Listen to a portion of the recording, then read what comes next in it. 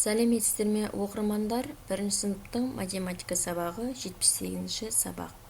Бірінші тапсырмадан 4-ші тапсырмаларға дейін бірге қарастырайық. Бүгінгі сабақтың тақырыбы әртүрлі есептер шығару.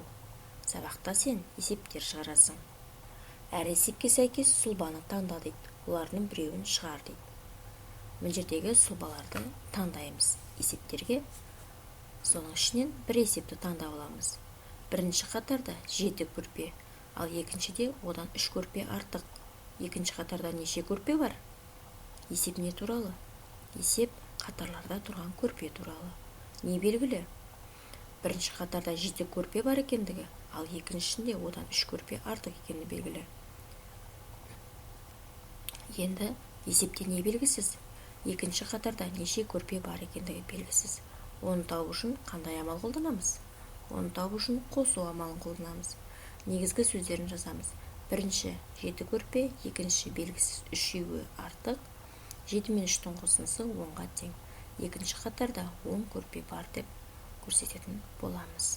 Жауап береміз. Бұл жерде 3 есептің біріншісін шығарып көрсеттік. Сен басқа есептерді таңдап алуға болады. Келесі екінші тапсырма өзіндік жұмыс. Есептерді оқы, сұлбаға сәйкес келетін есепті таңдап оны шығар. Кері есеп құрастырып жаз және шығар дейді. Жайлауда 5 үлкен және 3 кішкентай киіз үй тігілді. Барлығы неше киіз үй тігілді? Екінші есеп. Жайлауда 5 үлкен және одан 2-еуі кем кішкентай киіз үй тігілді. Неше кішкентай киіз үй тігілді? Бұл жерде сұлбаға сәйкес келетін екінші есеп. Ендеше сол есепті шығарып көрейік. Үлкен бізде 5-еу, кішкентай белгісіз 2-еуі кем. 5 пен 2-ның айырмасы 3-ке тең. Жауабы 3 кішкентай киіз үй тігілді деп жауап беретін боламыз. Бұған кері есеп шығаруымыз керек. Кері есепте жаңа белгілі болған нәрсені белгісіз жасаймыз. Ал белгісіз болғанды белгілі етеміз міндетті түрде.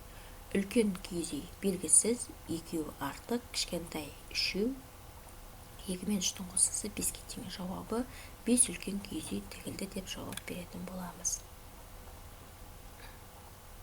Міне осылай біздер ә бөлігіндегі есепті шығарып, және оған кері есеп құрастырдық. Келесі 3-ші тапсырмада барлық сызық түрлерін ата, кесіндінің ұзындығын өлше дейді.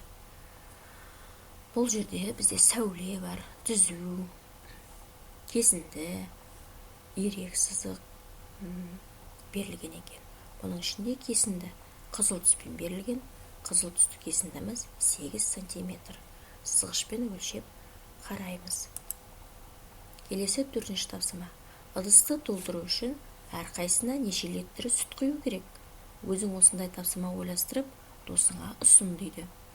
Мысалы, бірінші ыдысты толтыру үшін 40 пен 30-ды азайтамыз, яғни 10 литр құю керек.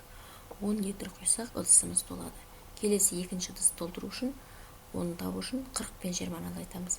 40 пен 20-ның айырмасы 20-ға тең. Бұл ыдысты толтыру үшін 20 литр құю керек екен.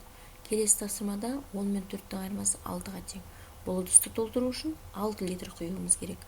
Ең соңғы ыдысты толтыру үшін 10 мен 2-ні азайтамыз, ол 8-ге тең. Бұл ыдысты толтыру үшін 8 литр сүт құюымыз керек екен. Дәптердегі тапсырмада екінші сөреге, бірінші сөреге қарағанда 3 кесенің суретін кем сал дейді. Яғни 3 кесенің суретін кем салса, бұл жерде 5 кесе салу керек. Сурет бойынша есеп құрастырып, сұлбаны толықтырып шығар дейді. Бұл жерде есепті толықтыру үшін бірінші сөреде 8 кесе, екінші сөреде 3-еуі кем. Екінші сөреде қанша кесе бар деп сұрақ қоямыз. Ол үшін 8 бен 3-ті азайтамыз, 5-ке тең. Екінші сөреде 5 кесе бар деп жауап береміз. Келесі екінші тапсырмада кестені толтыр дейді. Азайғыш, азайтқыш айырманың мәні. Бұл жерде кестені толтыру үшін біздер азайтқыш табу керекпіз бірінші. Азайтқыш табу үшін 10 мен 4-ті азайтамыз, 6-ға тең. Одан кейін айырманың мәнін табу керекпіз. 50 мен 30-ның айырмасы 20-ға тең. Одан кейін азайтқыш табу керекпіз тағы да 100 бен 90-ды азайтамыз, 10-ға тең. Одан кейін азайғышты табу үшін 170-ке 20-ны қосамыз, 90-ға тең. Одан кейін де азайғыш белгісіз бізде 60-қа 20-ны қосып тауып аламыз, 80-ге тең. Келесі соңғысында айырманың мәні белгісіз. 70 пен 30-ның айырмасы 40-қа тең деп шығаратын боламыз. Міне осылай тапсырмаларды орындап шығамыз.